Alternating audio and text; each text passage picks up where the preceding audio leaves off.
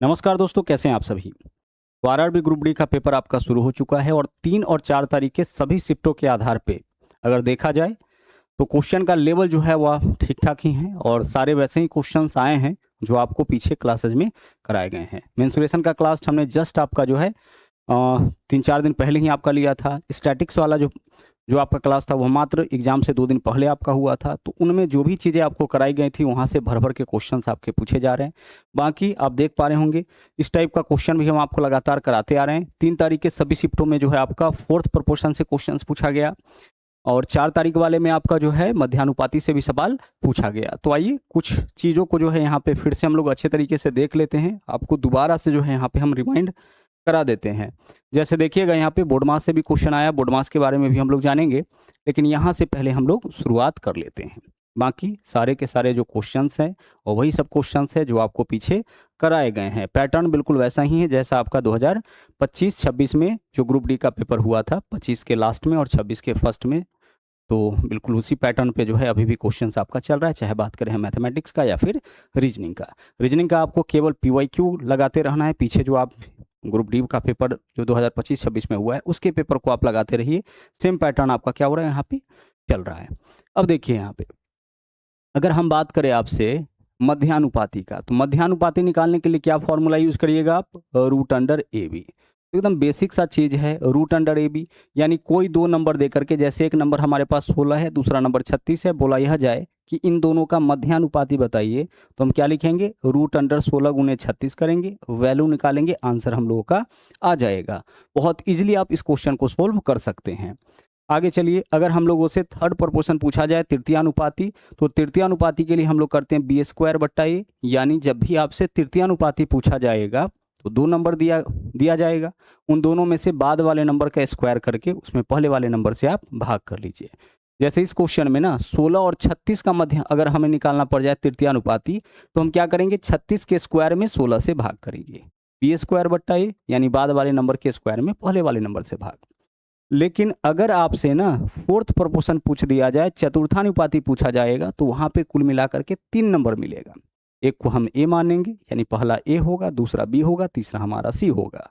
हम बी गुने सी करके उसमें ए से भाग कर लेंगे, यानी दूसरा और तीसरा नंबर के गुणनफल में पहले नंबर से अगर भाग कर लेते हैं तो आपको जो है किसी भी जो जो डाटा दिया जाएगा उसका चतुर्थानुपात निकाल सकते हैं, 4th प्रोपोर्शन निकाल सकते हैं। जैसे यहाँ पे देखिए क्वेश्चन क्या है, बोला है 15, 10 और 12 का चतुर्थानुपात क्या होगा। तो जो पहला नंबर होगा वह क्या होगा, आपका ए का मान हो जाएगा, दूसरा आपका बी का मान होगा, तीसरा आपका सी का मान होगा। हमने आपसे क्या कहा, बी गुने सी बट्टा ए करिए, तो बी का वैल्यू आपका 10 हो गया, सी का वैल्यू आपका 12 हो गया, और इसमें भाग कर देना है ए से, यानी पहले नंबर से। यहाँ देखिए 15 से अगर काटिएगा तो 10 गुने 12 120, 15 अठे 120 होता है। आंसर आपका इस क्वेश्चन का क्या हो जाएगा, विकल्प ए हो जाएगा। बहुत ही इजी वाले क्वेश्चंस आपके पूछे जा रहे हैं, आसानी से आप इन क्वेश्चंस का क्या कर सकते हैं, आंसर निकाल सकते हैं। बस 3-4 क्वेश्चन को अगर छोड़ दिया जाए तो बाकी के ऐसे सवाल हैं जिनका आंसर अगर सही तरीका, सही अप्रोच आपको पता होगा तो आसानी से उसका आंसर निकाल सकते हैं। चलिए, तो सवाल आगे से अगर मध्यानुपाती से पूछे, केवल आपको रूट ए बी कर लेना है, तृतीयानुपाती पूछे बी स्क्वायर बट्टा ए कर लेना है, और चतुर्थानुपात पूछे बी गुने सी बट्टा ए कर लेना है। पहले भी इस चीज को हम आपको बताते रहे हैं। आगे चलिए, अब अगला जो क्वेश्चन है आपका माध्यिका से, यहाँ से यानी कि स्टैटिक्स से जो है वो आपका 2-2 क्वेश्चन, 3-3 क्वेश्चन आपका पूछा जा रहा है और अलग अलग तरीके का पूछा गया है।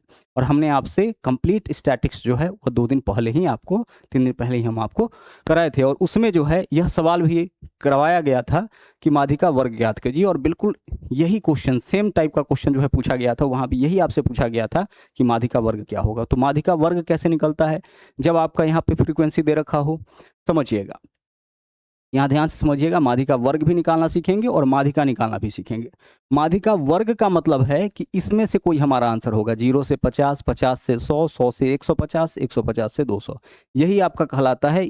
इसी में से कोई ना कोई आपका माध्यिका वर्ग होगा। यहाँ पे जो 4 वर्ग आप देख रहे हैं ना, क्लास इंटरवल जो 4 देख रहे हैं, इसी में से कोई हमारा आंसर होगा। ठीक है, कौन सा होगा, कैसे निकालेंगे, तो इसके लिए जो है हम लोग यहाँ पे ना क्यूमुलेटिव फ्रीक्वेंसी निकालते हैं, जिसको आप हिंदी में बोलते हैं संचयी बारंबारता, CF बोलते हैं। तो CF कैसे निकलता है, तो CF निकालने के लिए, क्यूमुलेटिव फ्रीक्वेंसी निकालने के लिए, ये जो नंबर देख रहे हैं ना फ्रीक्वेंसी के साथ, इसको जोड़ते हुए आगे बढ़िए।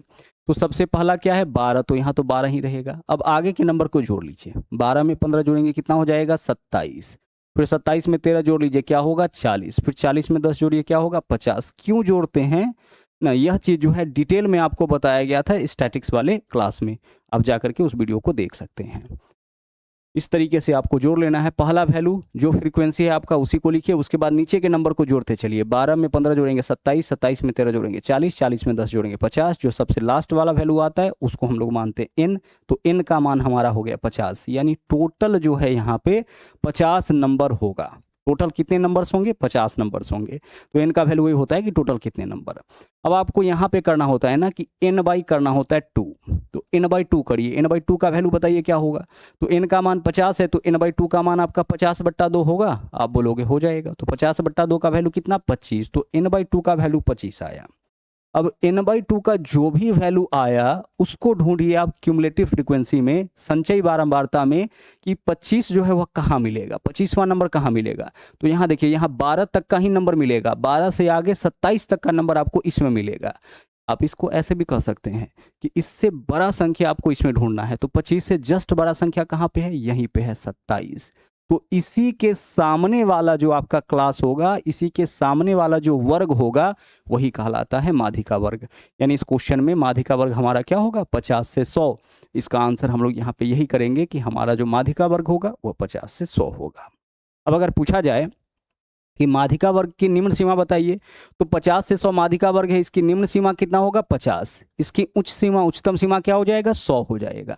कभी कभी सवाल ऐसे भी पूछता है कि माध्यिका वर्ग के निम्न सीमा के दोगुनी का मान बताइए, तो निम्न सीमा पता है, इसका दोगुना हम लोग कर लेंगे। तो जब भी आपसे केवल माध्यिका वर्ग पूछा जाए तो सॉल्यूशन का हमारा यही तरीका होगा, यही अप्रोच होगा। इस तरीके से हम लोग क्या निकाल सकते हैं, माध्यिका वर्ग निकाल सकते हैं। अब अगर मान लीजिए कि हमसे माध्यिका पूछ दिया जाए कि माध्यिका कैसे निकलेगा, तो समझिएगा डाटा इसी रूप में दे और क्या पूछा जाए माध्यिका, ऑलरेडी हम आपको करा चुके हैं, फिर से हम आपका रिवीजन करा रहे हैं।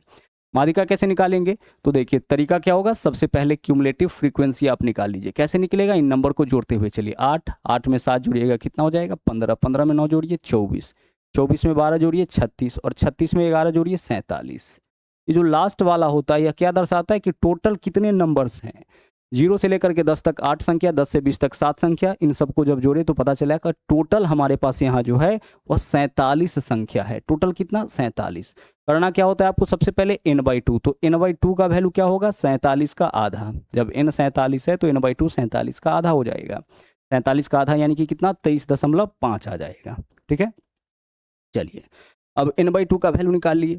अब यहाँ पे ध्यान से समझिएगा, हमें क्या निकालना है इस क्वेश्चन में, माध्यिका निकालना है यानी कि मीडियन।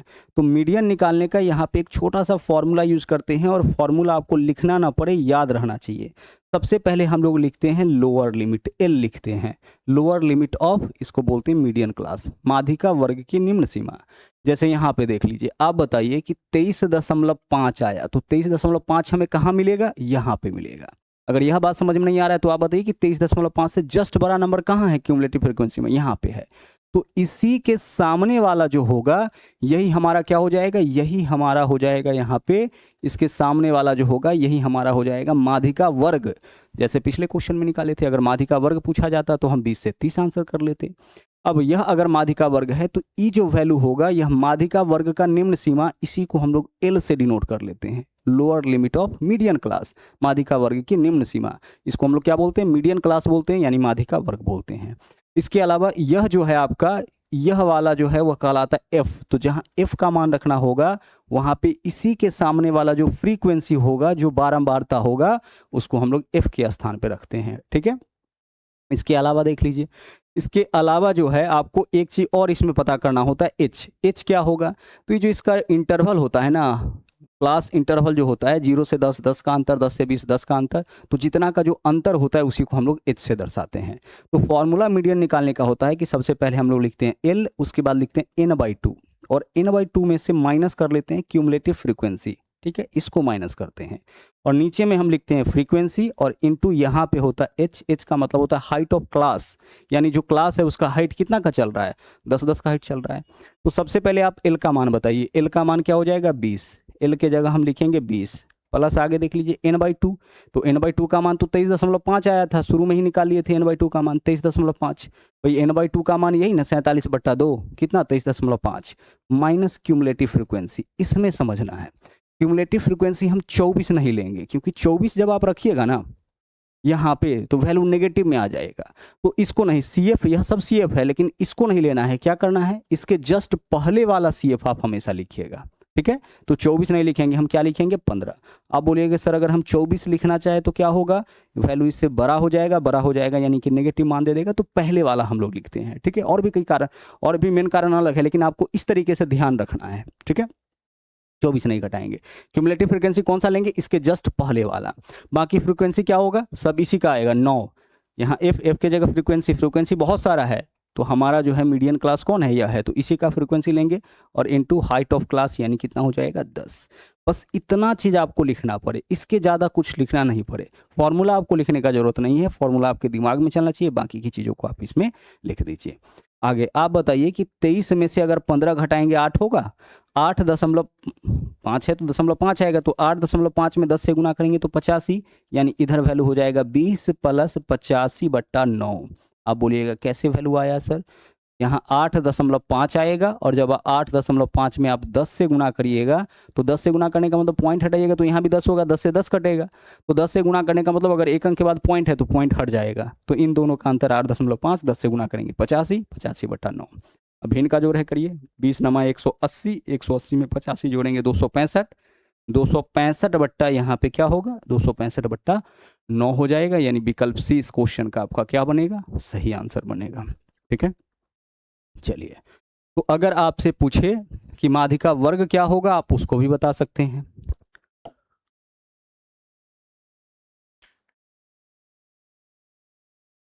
माध्यिका निकालने के लिए बोल दिया जाए, आप उसको भी निकाल सकते हैं। अच्छा, इसके अलावा जो है बहुलक कैसे निकलेगा उसको भी आपको बताया गया है ना। बहुलक वर्ग की निम्न सीमा कैसे निकालना है, वहाँ पे ऐसे क्वेश्चंस भी शामिल किया गया है।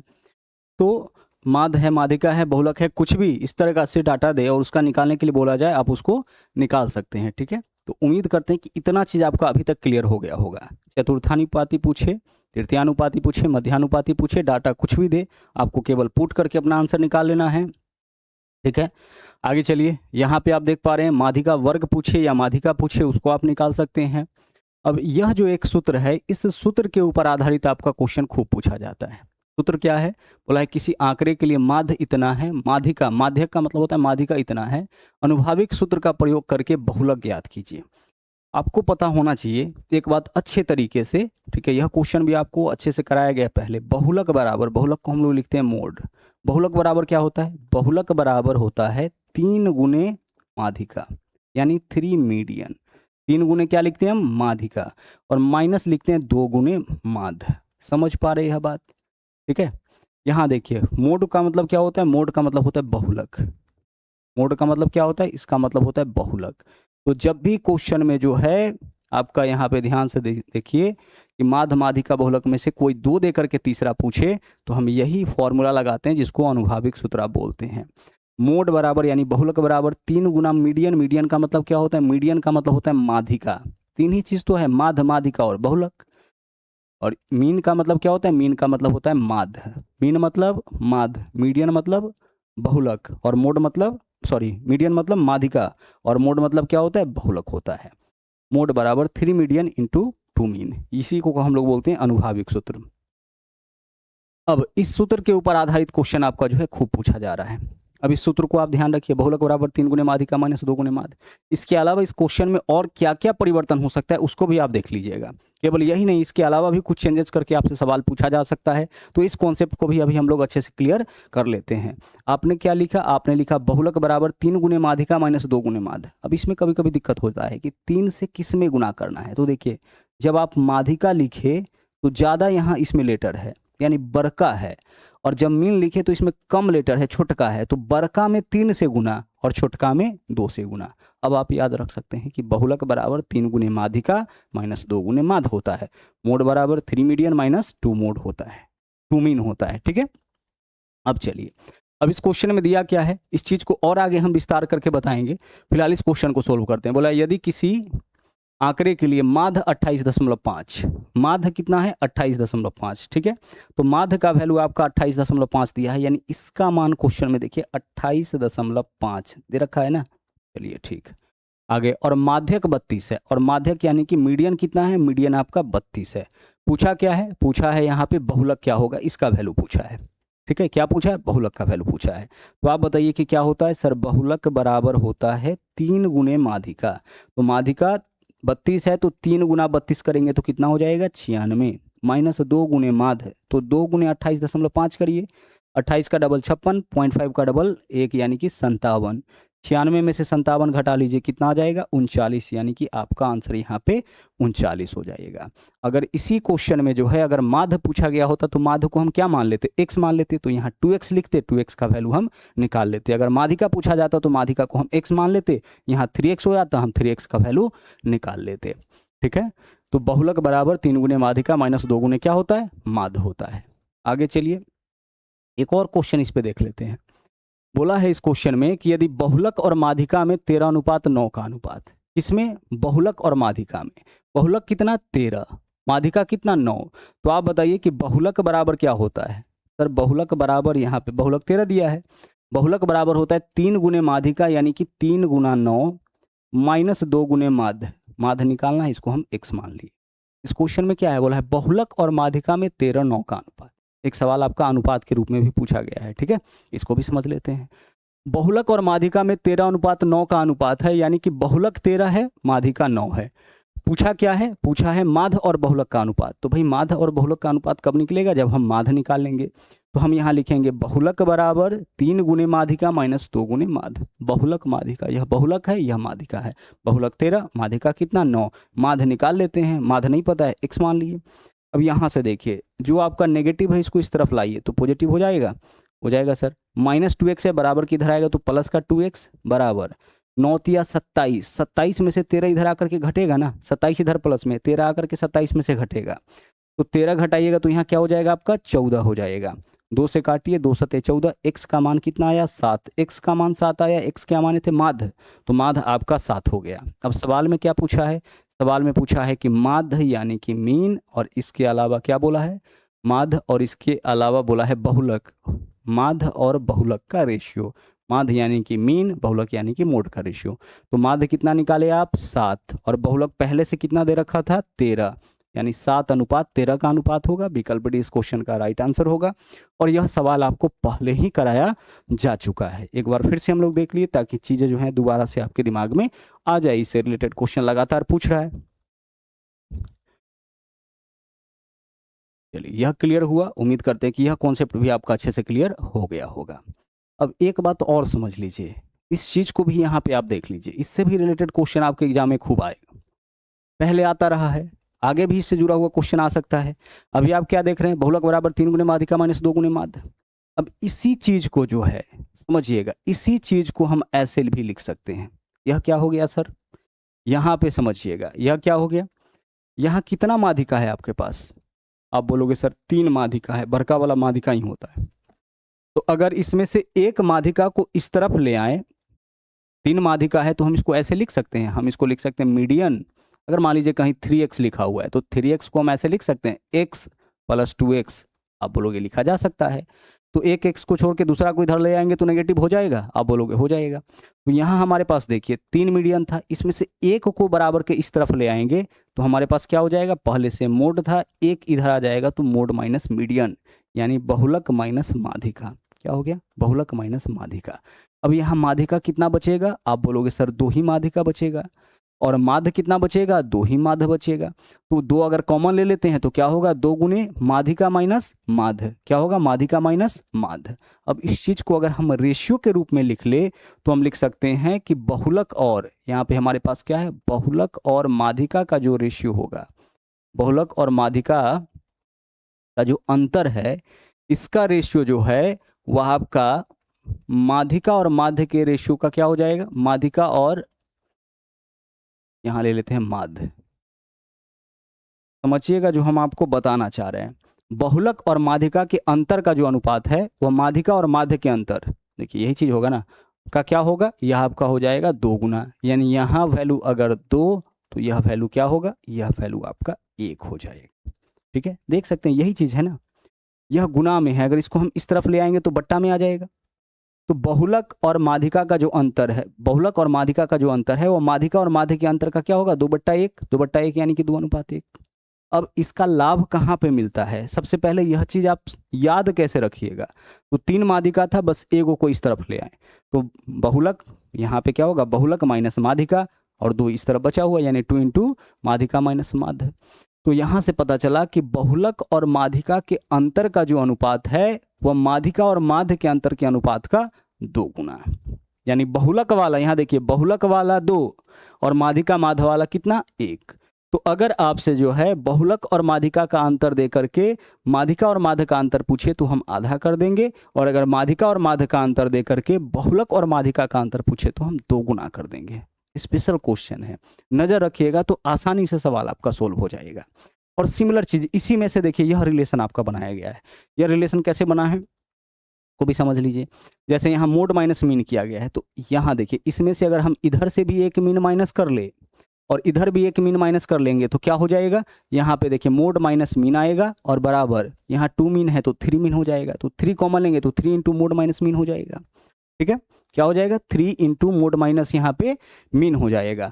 और हमें यहाँ पे मोड माइनस क्या बताना है, मोड माइनस यहाँ पे मीडियन बताना है, तो वह आपका इसके 3/2 के बराबर हो जाएगा। कहने का यह मतलब है कि इस चीज को हम ऐसे लिख सकते हैं, ध्यान से समझिएगा। यहाँ पे हम इसको ऐसे लिख सकते हैं कि बहुलक और माध्य, देखिए पिछला बार क्या था, बहुलक और माध्यिका था, इस बार क्या है, बहुलक और माध्य है। समझ रहे हैं, बहुलक और क्या है, माध्य है। तो बहुलक और माध्य का जो अंतर है वह आपका अगर पूछा जाए कि बहुलक और माध्यिका के अंतर, इसके बहुलक और माध्यिका के अंतर का क्या रेशियो होगा, तो यह आपका हो जाएगा यहाँ पे देखिए क्या है, 3/2 यानी कि 3:2। यह चीज भी आपको ध्यान रखना पड़ेगा। इस चीज को अगर ध्यान रख सकते हैं तो रख लीजिए। इसके बाद आपका कोई भी सवाल इससे जुड़ा हुआ नहीं छूटेगा। अभी सवाल इसके ऊपर पिछले बार से लगातार पूछा जा रहा है, तो थोड़ा आपको इस पर ध्यान देना पड़ेगा, थोड़ा ध्यान दे लीजिएगा, फिर चीज़ें आपके लिए आसान हो जाएंगी। बहुलक और माध्यिका का अंतर क्या होगा, माध्यिका और माध्य के अंतर का 2 गुना।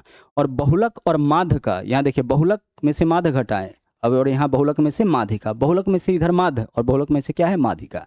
तो बहुलक और माध्य का अंतर अगर 3 है तो बहुलक और माध्यिका का अंतर क्या होगा, 2 होगा। अब आइए क्वेश्चन पे आते हैं। जैसे यहाँ देखिए बोला क्या है, किसी डेटा का माध्यिका उसके बहुलक से इतना कम है, इतना कम है यानी कि बहुलक माइनस क्या है, माध्यिका।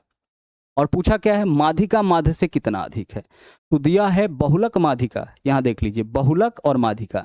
तो बहुलक माध्यिका अगर 2 है तो माध्यिका माध्य का अंतर क्या होगा, 1 होगा। तो बहुलक और माध्यिका का अंतर इतना है, माध्यिका माध्य का अंतर यह 2 का मान है, 1 का मान निकालना है तो सिर्फ इसको आधा कर लीजिए। अगर आप 80.32 को आधा करते हैं तो 40 क्या आएगा, 16 आएगा।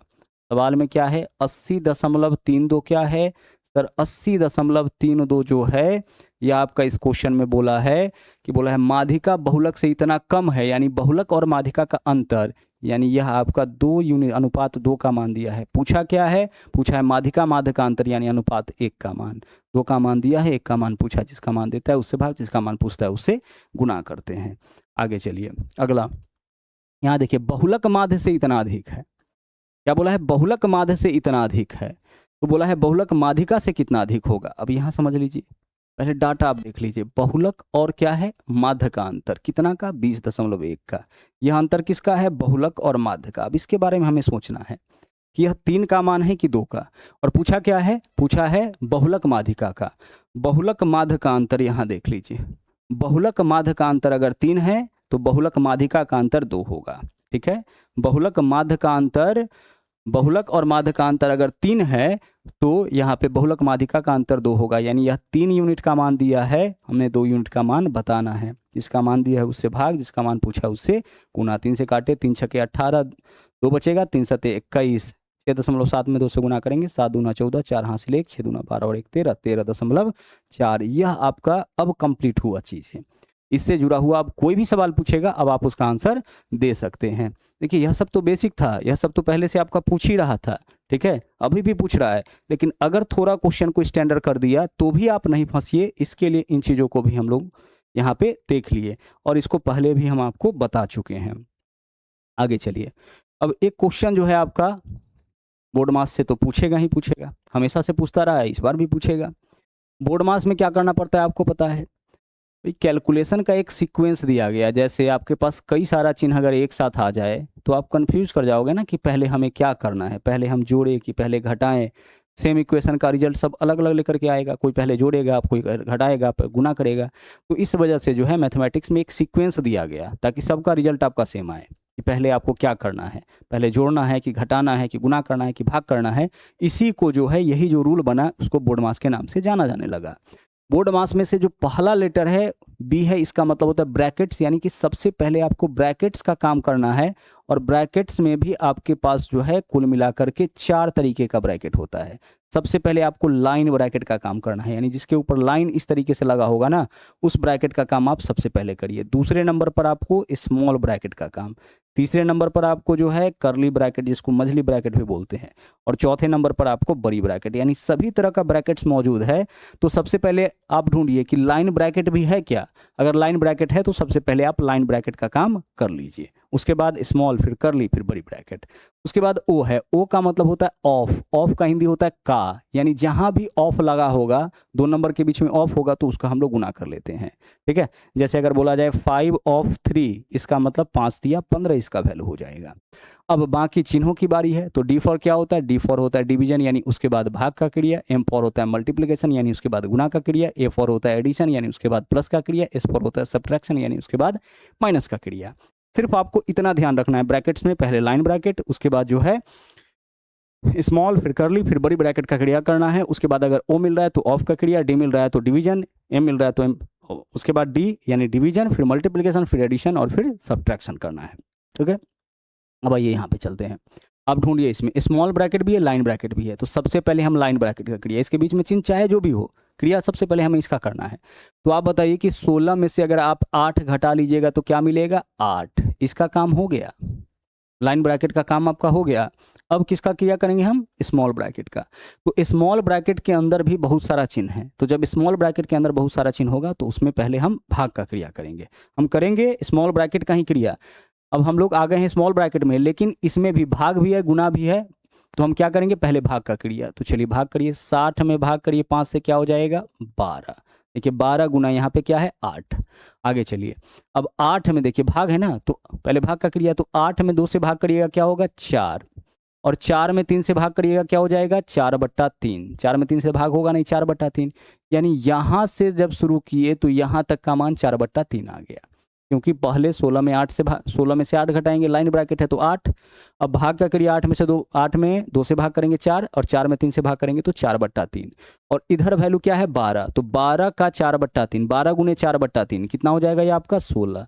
अब आ जाइए आप स्मॉल करली ब्रैकेट में, तो 38 माइनस 60 में 5 से भाग की तो 12, 12 गुने 4/3, 12 चौकी 48/3, कितना होगा 16।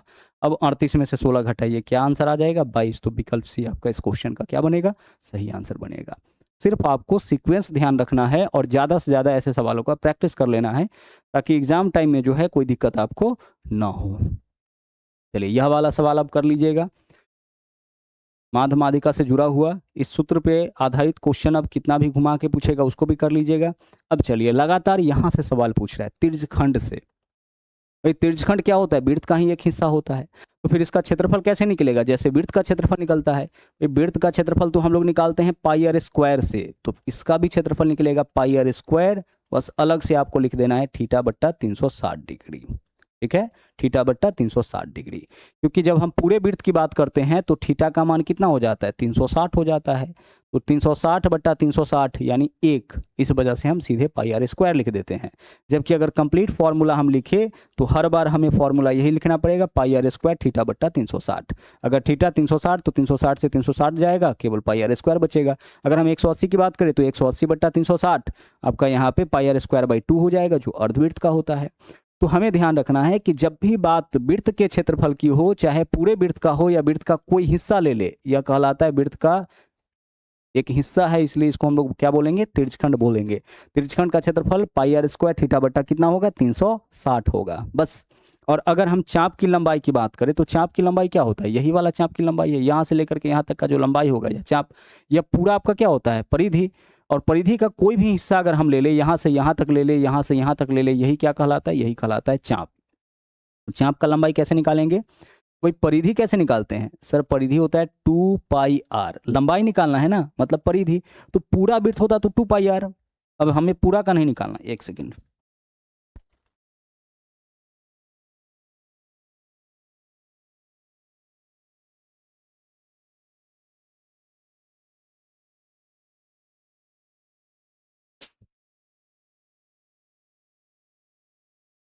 चलिए, तो पूरा का अगर निकालना होगा तो हम थीटा का मान क्या लिखेंगे? 360 लिखेंगे। और इसका कोई भी हिस्सा निकालना होगा तो थीटा बट्टा 360 डिग्री हम कर लेंगे। पूरा वृत्त तो थीटा की जगह 360। क्लियर? और अगर परिधि की बात करें तो देखिए हम क्या करेंगे, सबसे पहले चाप की लंबाई निकालेंगे, यहाँ से यहाँ तक का माप निकालेंगे, जो कैसे निकलेगा? 2πr थीटा बट्टा 360 से। और इसमें हम एक यह वाला आर, एक यह आर, यानी इसमें हम 2r प्लस कर देंगे। अगर परिधि निकालना होगा तो इसी में चाप की लंबाई में हम 2r प्लस कर देते हैं। ठीक है, इससे परिधि का आपका निकल जाता है। सवाल क्या पूछ रहा है आपका? क्षेत्रफल पूछ रहा है, त्रिज्यखंड का क्षेत्रफल पूछ रहा है, और क्षेत्रफल दे करके आपसे त्रिज्या पूछ रहा है, या क्षेत्रफल दे करके आपसे थीटा का मान पूछ रहा है। अलग अलग शिफ्टों में इसी तरीके से सवाल आपका पूछा जा रहा है। कहीं आपका क्या पूछा गया है? कहीं क्षेत्रफल पूछा गया है, और एक जगह आपका पहले शिफ्ट में आपका क्षेत्रफल दे करके और वहाँ पे थीटा का मान पूछा था। तो कुछ भी पूछेगा हम इस फॉर्मूला का उपयोग करके अपना आंसर निकाल सकते हैं। देखिए क्या बोला है, 12 सेंटीमीटर त्रिज्या वाले एक वृत्त में 150 डिग्री केंद्रीय कोण वाले त्रिज्यखंड का क्षेत्रफल 150 डिग्री, जैसे यह आपका हो गया। अब 150 डिग्री है, मतलब यहाँ पे कुछ इस तरीके का एंगल आपका बन रहा होगा 150 डिग्री। अब इसका पूछ रहा है कि क्षेत्रफल बता दीजिए कि क्या होगा। कितना डिग्री है आपका? 150 डिग्री। थोड़ा और इस तरफ आ सकता है, ठीक है, ऐसे कर लेते हैं। यहाँ पे एंगल कितना दे रखा है? 150 डिग्री। और हमें यही जो हिस्सा है ना, ठीक है, यही जो हिस्सा है ना, अगर इस पॉइंट को हम O ले लेते हैं, A ले लेते हैं, B ले लेते हैं, तो हमें यही OAB का क्या चाहिए? OAB का क्षेत्रफल चाहिए। कैसे निकालेंगे? त्रिज्यखंड का क्षेत्रफल क्या होता है? तो आप बोलोगे सर त्रिज्यखंड का क्षेत्रफल होता है पाई r स्क्वायर इंटू थीटा बट्टा कितना? थीटा बट्टा 360। हम 360 पूरे के नीचे लिख सकते हैं या फिर केवल थीटा के नीचे लिख सकते हैं, कोई दिक्कत नहीं है। अब पाई, इन सभी में पाई लगा हुआ है, ठीक है, यहाँ भी पाई सेंटीमीटर है, यहाँ भी पाई वर्ग सेंटीमीटर है, यहाँ भी पाई है और यहाँ भी पाई है, यानी पाई के फॉर्म में है। ठीक है, सब क्या है? सब पाई के फॉर्म में है। तो हम पाई का मान क्या करेंगे? जैसे वैसे ही रखेंगे। आर स्क्वायर, तो त्रिज्या कितना दिया है? त्रिज्या है 12, तो हम लिखेंगे 12 गुने 12 इंटू थीटा का वैल्यू कितना है? थीटा का वैल्यू यहाँ पे 360 है। थीटा का मान कितना? थीटा का मान आपका कितना है? 150 डिग्री है ना, 150 डिग्री। और नीचे में क्या रहेगा? नीचे में आपका 360 रहेगा। ठीक है, समझ में आया? अब इस फॉर्मूला के ऊपर चीज़ों को लेकर के आपको जाना है। पाई r स्क्वायर थीटा बट्टा 360।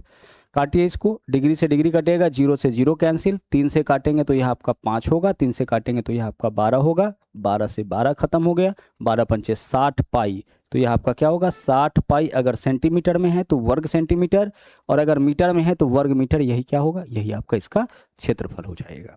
तो अगर क्वेश्चन में जो है वो आपका रेडियस यानी कि त्रिज्या दे रखा है, थीटा का मान दे रखा है, तो हम क्या कर सकते हैं? हम यहाँ पे क्षेत्रफल निकाल सकते हैं। अब मान लीजिए कि क्वेश्चन में जो है, यहाँ पे ध्यान से समझिए, जो पूछा गया था वो कैसे पूछा गया था। अगर क्वेश्चन में क्षेत्रफल दे दिया तो क्षेत्रफल क्या होता है? पाई r स्क्वायर थीटा बट्टा 360, यही तो होता है क्षेत्रफल। अब क्वेश्चन में अगर क्षेत्रफल दे दिया कि भाई क्षेत्रफल आपका 60 पाई है, तो आप बताइए कि थीटा का मान क्या होगा। थीटा नहीं पता है कि कितना डिग्री, थीटा का मान आपको निकालना है। कैसे निकालेंगे?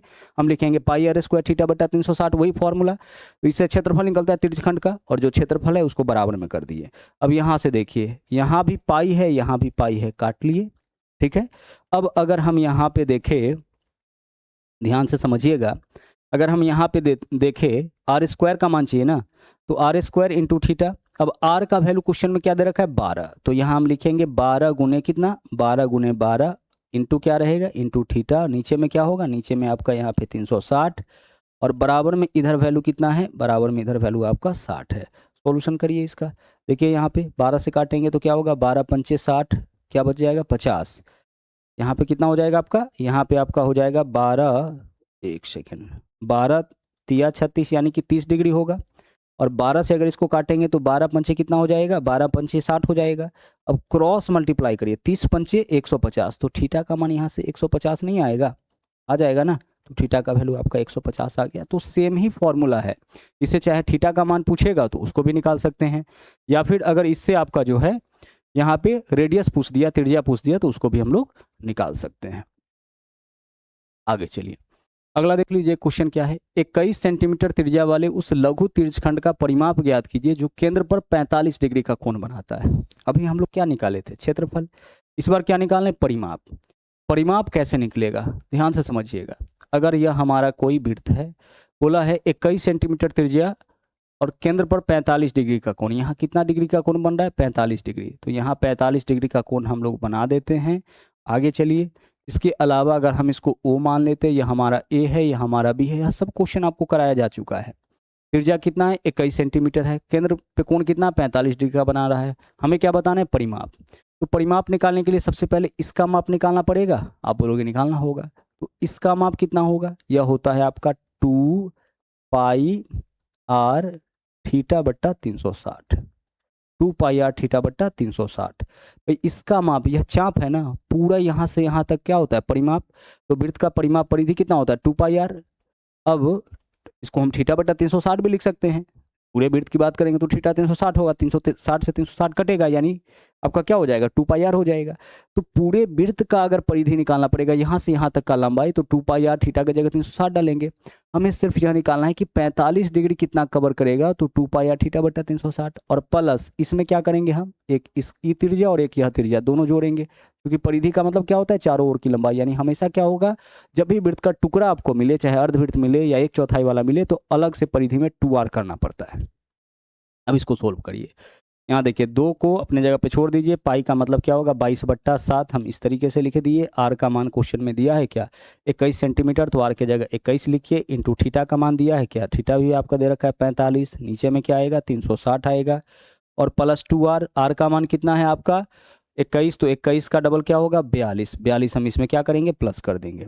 सोल्व करिए, देखिए 45 से यह कटेगा कितने बार में, 8 बार में कटेगा। 45 चौके आपका होता है 180, फिर उसका डबल करेंगे यानी 45 अठे, 7 से काटेंगे कितना हो जाएगा, 7 या 21।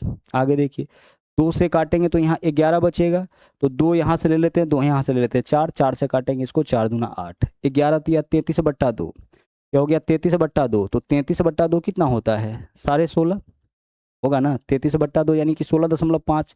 तो 33 यहाँ पे 11 या 33/2, 16.5 और प्लस 22।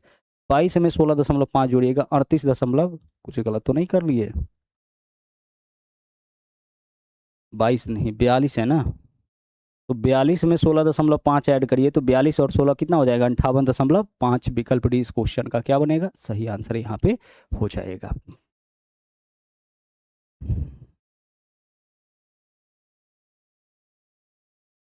फॉर्मूला को अगर ध्यान रखते हैं ना तो दिक्कत नहीं होगी। आगे चलिए, अब घन से सवाल पूछा जा रहा है। भाई घन के बारे में आपको पता है, 6 सतह, 8 शीर्ष, 12 किनारा होता है। सभी सतह क्या होता है इसका, वर्गाकार। इसका अगर आपसे क्या पूछा जाए, पार्श्व पृष्ठीय क्षेत्रफल। घन का पार्श्व पृष्ठीय क्षेत्रफल, सभी पृष्ठ वर्गाकार होता है। पार्श्व मतलब बाहर से 4 सतह दिखता है, 4a²। संपूर्ण पृष्ठीय क्षेत्रफल, TSA का मतलब होता है टोटल सरफेस एरिया, क्या हो जाएगा, 6a²। आयतन a³। विकर्ण √3 × a। और अगर घनों की संख्या पूछ दे तो हम क्या करेंगे, बड़े घन की भुजा में छोटे घन की भुजा से भाग करेंगे और इसका हम कर लेंगे क्यूब। जब भी पूछा जाए आपसे इस तरीके से कि 8 सेंटीमीटर भुजा वाले घन से 2 सेंटीमीटर भुजा वाला कितना घन बनाया जा सकता है, तो 8/2 का क्या कर लेंगे, क्यूब कर लेंगे। यह दरअसल है बड़े घन के आयतन में छोटे घन के आयतन से भाग। घन वाला इस फॉर्मूला पे आपको बनाना है। घनाभ से जुड़ा हुआ क्वेश्चन पूछ रहा है। घनाभ का पता है आपको, अगर इसका पूछा जाए लेटरल सरफेस एरिया यानी कि बाहरी पृष्ठीय, पार्श्व पृष्ठीय क्षेत्रफल, तो यह होगा 2 × लंबाई प्लस चौड़ाई गुना ऊंचाई। 2 × लंबाई प्लस चौड़ाई गुना ऊंचाई। यह घनाभ का मतलब होता है कमरा, और कमरे के चारों दीवारों का क्षेत्रफल क्या होता है, कमरे के चारों दीवार की बात करें तो वह क्या होगा आपका, इसका पार्श्व पृष्ठीय क्षेत्रफल। और संपूर्ण वाला में हमेशा बेस और टॉप वाला ऐड हो जाता है। तो वक्र पृष्ठीय क्षेत्रफल, पार्श्व पृष्ठीय क्षेत्रफल इतना। संपूर्ण बोले भाई घनाभ है, कमरा है, घनाभ के आकार का, टंकी घनाभ के आकार का, तो 2 × LB + BH + LH। आयतन लंबाई गुने चौड़ाई गुने ऊंचाई। विकर्ण निकालने का यह फॉर्मूला है। Root under L square plus B square plus H square. एक बात और ध्यान रखिए, अगर पूछा जाए कमरे में रखी जा सकने वाली सबसे लंबे छड़ की लंबाई तो यही होगा इसके विकर्ण के बराबर। जब इन घनों को जोड़ करके घनाभ बनाया जाए, जैसे कई बार क्या होता है क्वेश्चन में, अभी तक तो नहीं मिला लेकिन आगे मिल सकता है कि कई घनों को, जैसे 4 घन को मिला करके एक घनाभ बनाया गया, तो जितना घन को मिलाइएगा ना, जो घन का लंबा जो आकृति बनेगा उसका लंबाई उस घन के भुजा के उतना गुना हो जाएगा। जैसे मान लीजिए कि यहाँ पे हमारा एक घन है जिसका लंबाई चौड़ाई ऊंचाई सब आपका 3 है, और ऐसा ऐसा और अगर आप सटा दे रहे हैं तो क्या होगा, लंबाई आपका सबका बढ़ता जाएगा, तो लंबाई 3 तिया कितना हो जाएगा 9, लेकिन चौड़ाई भी 3 रहेगा और ऊंचाई भी 3 रहेगा। अब जो पूछेगा आप निकाल लीजिए। यही बात बोला गया कि जब इन घनों को जोड़कर सटा करके घनाभ बनाया जाएगा तो घनाभ का क्या होगा, लंबाई n गुना हो जाएगा किसके, घन के भुजा के, चौड़ाई ऊंचाई बाकी सेम रहेगा। और एक यह सवाल है, यदि एक घनाभ के 3 आसन्न फलक, 3 सटे हुए फलक का क्षेत्रफल एक्स वाई जेड है तो इसका आयतन हो जाएगा root under X Y Z. क्या होगा, root under X Y Z. आगे बढ़िए, आगे देख लीजिए, बेलन से क्वेश्चन पूछा जा रहा है। बोला गया है कि एक बेलन को पिघला करके गोल बनाया गया, तो जब भी पिघलाने की बात करें इसका मतलब आयतन सेम होगा। अगर हम आपसे कहे कि एक यहाँ पे बेलन है, ठीक है, एक बेलन है इस तरीके से, और इस बेलन को पिघला करके जो है यहाँ पे एक बेलन है और इसको पिघला करके एक शंकु बनाया गया। क्या बनाया गया, शंकु बनाया गया इस तरीके से, इसका मतलब दोनों का आयतन क्या हो जाएगा, बराबर। अगर हम इसको पिघला करके एक गोला बना दिए तो इसका आयतन क्या होगा, इसके आयतन के बराबर। यानी जब भी हम आकृति को पिघला करके दूसरी आकृति में बदलेंगे तो उसका आयतन बराबर होगा। अब क्या करेगा क्वेश्चन में कि किसी एक का जो है आपसे ऊंचाई पूछ लेगा, या फिर घन अगर पूछ रहा है तो घन का भुजा पूछ लेगा। कहने का यह मतलब है कि कोई एक वेरिएबल का मान आपसे पूछा जाएगा। हमें क्या ध्यान रखना है, हमें यह ध्यान रखना है कि कभी भी किसी आकृति को, एक आकृति को पिघला करके दूसरी आकृति में डाला जाए मतलब दोनों का आयतन बराबर होगा। जिस वेरिएबल का मान मिसिंग है उसका मान बस आपको पुट कर देना है। तो बेलन की बात करें तो वक्र पृष्ठीय क्षेत्रफल 2πr/h होता है, संपूर्ण पृष्ठीय क्षेत्रफल बस 2πr into H plus are कर लेना है, यह ध्यान रखिएगा। और आयतन क्या होता है, πr² होता है। एक यह भी रिलेशन ध्यान रखिएगा कि किसी भी बेलन के वक्र पृष्ठीय क्षेत्रफल और संपूर्ण पृष्ठीय क्षेत्रफल का जो अनुपात होता है वह उसकी ऊंचाई और ऊंचाई प्लस त्रिज्या के बराबर। आगे शंकु की बात करें, शंकु से सवाल आपके जो है 4 तारीख वाले शिफ्ट में पूछा जा रहा है। शंकु के बारे में आपको पता है, यह शंकु का आपका ऊंचाई होता है, यह आपका त्रिज्या होता है, और यह क्या होता है, इसका एल यानी लेटरल हाइट बोलते हैं। इस तीनों में वही संबंध होता है जो समकोण त्रिभुज के कर्ण, लंब और आधार में होता है। तो क्या संबंध होता है सर, कर्ण का स्क्वायर बराबर रूट अंडर लंब का स्क्वायर जोड़ आधार का स्क्वायर, यही रिलेशन होता है। तो इस रिलेशन से अगर एच आर एल में से कोई 2 दे दे तो तीसरा आप निकाल सकते हैं, यानी ऊंचाई है, त्रिज्या है, और तिरछी ऊंचाई में से कोई 2 दे करके तीसरा पूछ दे तो हम इससे निकाल लेंगे।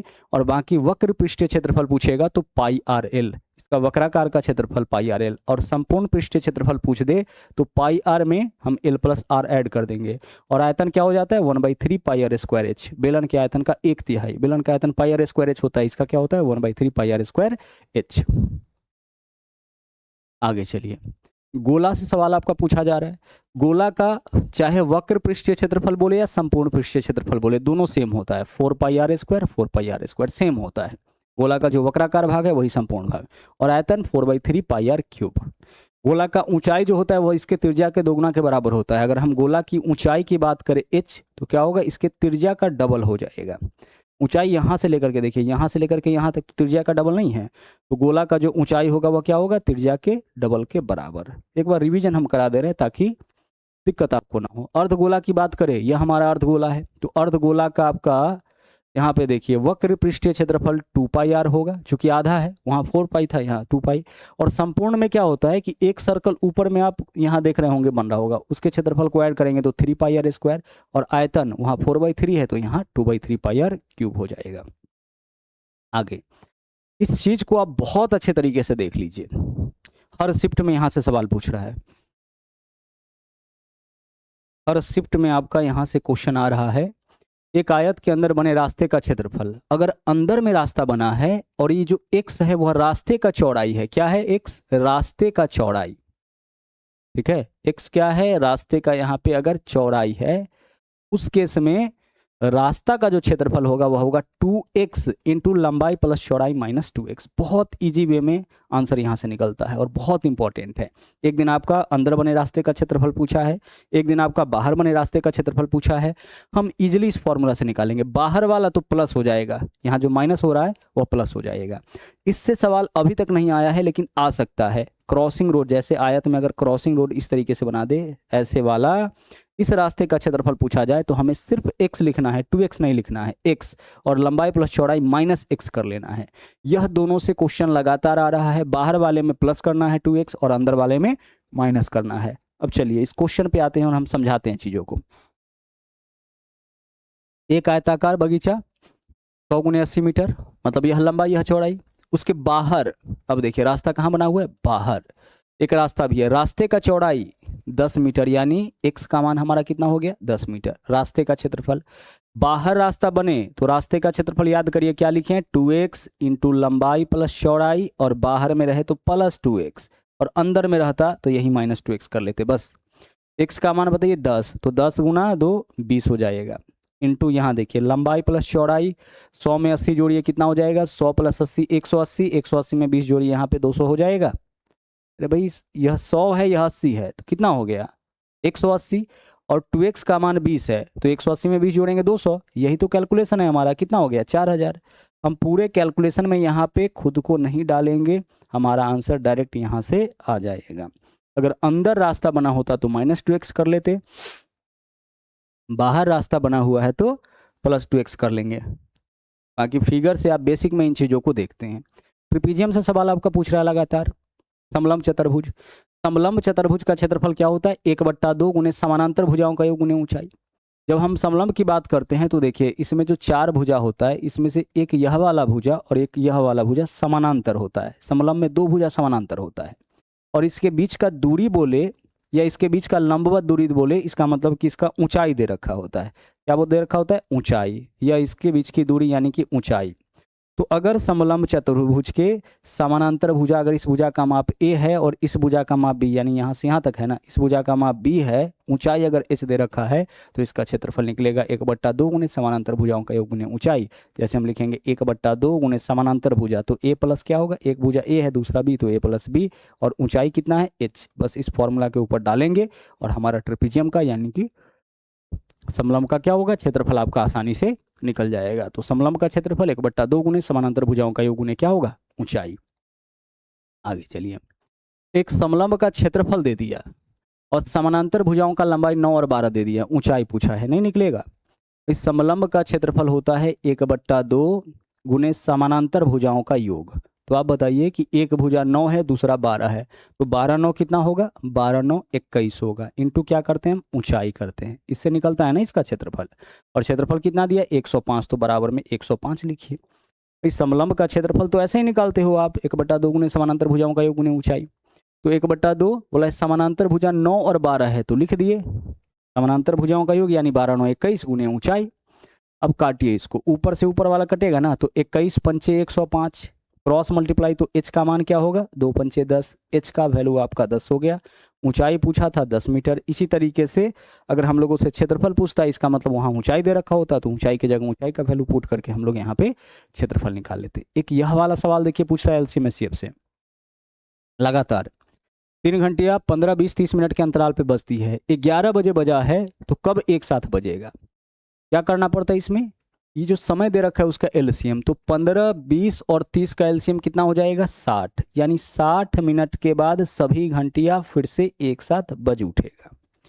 क्या करना है, जो भी घंटियों के बजने का अंतराल है उसका एलसीएम लीजिए। तो हम एलसीएम लेंगे 15 20 30 का, तो कितना होगा 60, तो 60 मिनट के बाद सभी घंटियां एक साथ बजेगी। 60 मिनट का मतलब होता है 1 घंटा, तो 1 घंटा के बाद सभी घंटी फिर से एक साथ बजेगा। अगर यह पूछा जाता कितने समय के बाद, तो आंसर 1 घंटा करते। कितने बजे, तो देखिए 11 बजे बजाया गया है, अब 1 घंटा बाद, तो 11 + 1 12 बजे दोपहर में, 12 बजे नून में सभी घंटी एक साथ बजेगा। ठीक है, अगर मान लीजिए कि हमारा एलसीएम 90 आ गया होता, तो 90 का मतलब क्या होता है, 1.5 घंटा, यही होता है ना 1.5 घंटा। यानी 11 बजे बजाए हैं तो 12:30 में जो है 12:30 PM पर सभी घंटी क्या होता, एक साथ बज जाता। आगे चलिए, एवरेज स्पीड से क्वेश्चन आपका पूछ रहा है, तो एवरेज औसत चाल का फॉर्मूला क्या होता है? औसत चाल का फॉर्मूला आपका होता है total distance upon total time, यानी कुल दूरी बट्टा कुल समय से हम लोग औसत चाल निकालते हैं। क्या फॉर्मूला है? कुल दूरी कुल समय, औसत चाल निकल जाएगा। अब यहाँ पे देखिए, आप इस फॉर्मूला का भी उपयोग कर सकते हैं, हालांकि इसकी आवश्यकता नहीं होगी, न कम ही पड़ता है, हम इससे ही सब क्वेश्चन सोल्व कर लेते हैं। लेकिन अगर आप चाहते हैं तो इसको ध्यान रख सकते हैं कि अगर दो समान दूरी हो, कोई निश्चित स्थान तक कोई व्यक्ति इस चाल से गया, एक्स चाल से गया, वाई चाल से वापस आया, पूरी यात्रा में औसत चाल, तो 2xy बटा x प्लस वाई करके भी आप निकाल सकते हैं। और 3 समान दूरी रहने पर यह वाला फॉर्मूला भी आप लगा सकते हैं। हालांकि इन सब को जो है हम लोग एक ही मेथड से बना लेंगे, औसत चाल कुल दूरी बटा कुल समय। कुछ क्वेश्चन हम लोग एग्जाम्पल कर लेते हैं। एक रेस में एक एथलीट पहले लैप में यानी पहला जो इसका है लैप, उसमें इतना दूरी तय किया और समय लिया 65 सेकेंड। ठीक है भाई। और समान लंबाई यानी फिर से 390 मीटर की दूरी तय किया और समय लिया 195 सेकेंड। बोला है एथलीट का औसत चाल बताइए। औसत चाल कैसे निकालिएगा? कुल दूरी, कुल कितना दूरी तय किया सर? पहले 390 मीटर और फिर 390 मीटर, यानी 390 प्लस 390, इसका मतलब हो गया 390 गुना 2 होगा। अरे दूरी कितना तय किया? पहले लैप में 390 मीटर इतने समय में, और समान लंबाई यानी फिर से 390 मीटर, तो 390 प्लस 390 करे या 390 गुना 2 करे, एक ही बात है, इतना सेकेंड में। तो समय पहले 65 सेकेंड और बाद में 195, 65 में 195 जोड़िए 260, यानी कुल समय कितना लगा? 260 सेकेंड। ऊपर में क्या है? मीटर है, नीचे में सेकेंड। ऊपर में वैल्यू किस फॉर्म में? मीटर में, और नीचे में वैल्यू सेकेंड के फॉर्म में, तो मीटर पर सेकेंड में आंसर आएगा। चलिए अब सोल्व करिए इसको। कुल दूरी कुल समय, 0 से 0, 13 से काटिएगा तो 13 दूना 26 और 13 तिया 39, यही ना होगा? 13 तिया 39, 13 दूना 26, 2 से 2 कट गया, क्या आया हमारे पास? 3 मीटर पर सेकेंड एथलीट का जो है वो आपका औसत चाल हो गया। क्या होगा? 3 मीटर पर सेकेंड। अच्छा, इसी में कभी कभी क्वेश्चन यह पूछ देता है कि किलोमीटर पर आवर में इसका स्पीड बताइए। भाई 3 है ना मीटर पर सेकेंड, तो 18/5 से गुना कर लीजिएगा तो किलोमीटर पर आवर में इसका स्पीड आ जाएगा। मीटर पर सेकेंड में पूछा है तब तो यही आंसर, लेकिन किलोमीटर पर सेकेंड में पूछ देता तो हम 18/5 से गुना कर लेते। एक लड़की 45 किलोमीटर की चाल से स्कूल जाती है और 36 किलोमीटर चाल से वापस आती है। पूरे यात्रा में औसत चाल है, तो दूरी समान हो गया ना। स्कूल जाती है, स्कूल से वापस आती है, दूरी समान है, सिर्फ चाल अलग अलग है। तो आप फॉर्मूला भी लगा सकते हैं या फिर यहाँ जो तरीका सीखे उससे भी बना सकते हैं। पहले किस स्पीड से जाती है? 45 के स्पीड से, और अगला बार किस स्पीड से जाती है? 36 के स्पीड से।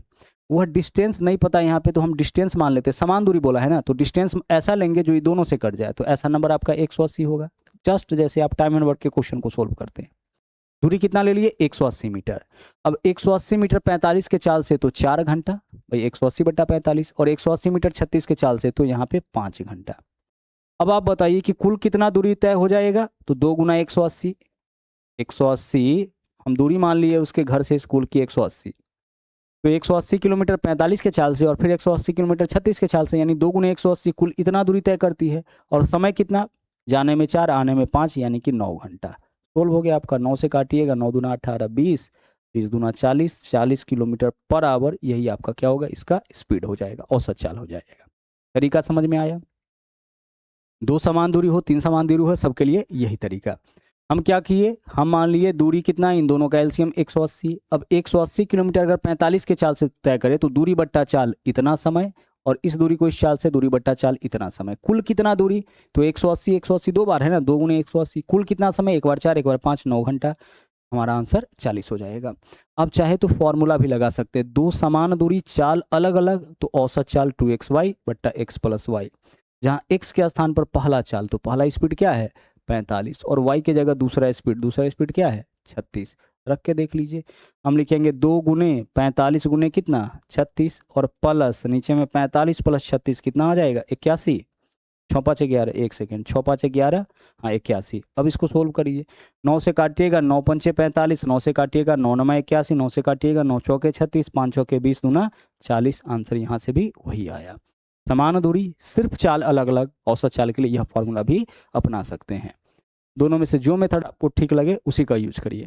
यहाँ देखिए, एक कार 20 किलोमीटर की 3 क्रमागत दूरी, यानी 3 समान दूरी है 20-20 किलोमीटर का, उसको एक बार इस चाल से, एक बार इस चाल से और एक बार इस चाल से तय किया। बोला है पूरे यात्रा में औसत चाल बताइए। हम क्या करेंगे? यहाँ पे स्पीड क्या है? 10 फिर क्या है 20 और फिर क्या है 40। इस 3 स्पीड से दूरी तय किया है। हम कुल दूरी यहाँ पे अपने मन से मान लेते हैं, समान दूरी बस रहना चाहिए। तो समान दूरी है तो हम कुल दूरी यहाँ अपने मन से ऐसा मानेंगे जो 10 20 40 सबसे कटे, तो हम 40 ले लिए। अब 40 की दूरी 10 के चाल से तो 4 घंटा, 40 की दूरी 20 के चाल से तो 2 घंटा, 40 की दूरी 40 के चाल से तो 1 घंटा। कुल कितना दूरी हो जाएगा? तो 3 गुना 40, क्योंकि 40 किलोमीटर की दूरी 3 बार तय किया है। हम दूरी इतना मान लिए तो 3 क्रमागत दूरी, यानी कि 3 बार दूरी बराबर बराबर, तो 3 गुना 40। समय कितना? एक बार 4 घंटा, एक बार 2 घंटा, एक बार 1 घंटा। 4 2 6 और 1 7। आपका हो जाएगा 40 या 120/7। 120/7 को हम कैसे लिख सकते हैं? 7 से भाग करिए ना, क्या होगा? 7 एकम 7, 5 बचेगा 50, 7 सते 49, 1 बच गया, इसको यहाँ पे लिख दीजिए 17 सही 1/7 किलोमीटर प्रति घंटा आपका यहाँ पे सही आंसर हो जाएगा।